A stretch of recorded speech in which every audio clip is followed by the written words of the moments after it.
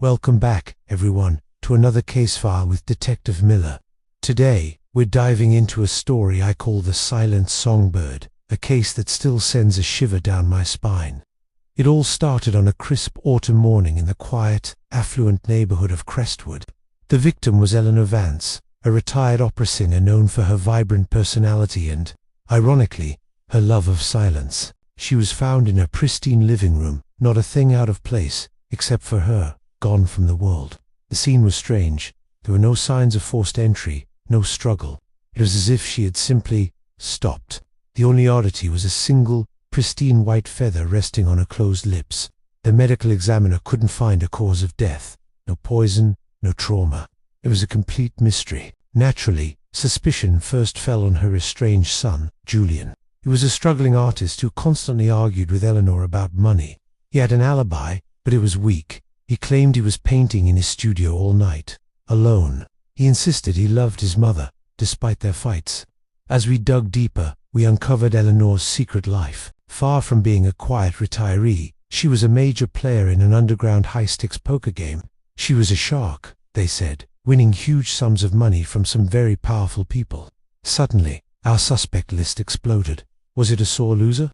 A rival player? The poker games took place in a secret room behind a bookstore downtown, run by a shady character named Silas. He was tight-lipped, but his nervous energy told me he knew more than he was letting on. We brought Silas in for questioning. He swore he knew nothing about Eleanor's death, but his financials told a different story. He was deep in debt to a loan shark, and Eleanor's recent winnings had nearly bankrupted his game. He had motive, an opportunity. While we pressed, Silas, my partner, Detective Garcia, had a nagging feeling about that feather. It wasn't just any feather. After sending it to an ornithology lab, we got a hit. It belonged to a rare species of white dove, a species only bred by a handful of collectors in the country. And guess who was on that list? Julian Vance, Eleanor's son. We went back to his studio, this time with a search warrant. Tucked away in a back room, we found a small aviary filled with beautiful white doves. When confronted, Julian broke down. It wasn't about the money, he confessed. It was about the pressure. Eleanor had pushed him his whole life to be perfect, to be as famous as she was. He could never live up to her expectations. The night she died, they had another terrible fight.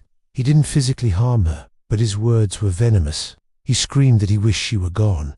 He left in a rage, and when he returned later, filled with regret, he found her lifeless. He didn't kill her, but he believed his hateful words had.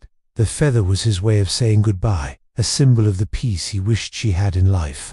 The medical examiner later determined she'd had a sudden, fatal heart attack, likely brought on by the intense emotional stress of their argument. It was a tragedy of words, not weapons. A chilling reminder that sometimes, the deepest wounds are the ones we can't see.